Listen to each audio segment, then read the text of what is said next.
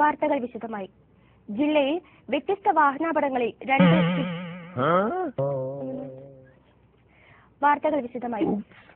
വ്യത്യസ്ത വാഹനാപകടങ്ങളിൽ രണ്ട് സ്ത്രീകൾ മരിച്ചു. തുമ്പൂർമൊഴി ഡാമിൽ കുളിക്കാനിറങ്ങിയ വൈദിക വിദ്യാർത്ഥി ഒഴുക്കിൽപ്പെട്ട് തൂങ്ങി മരിച്ചു.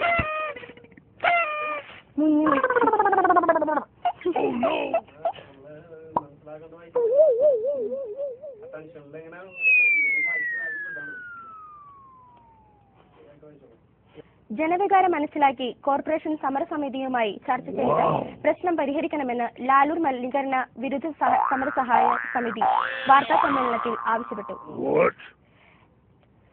ചാവക്കാട് എടക്കഴിയൂരിൽ വീടിന് തീപിടിച്ച് രോഗിയായ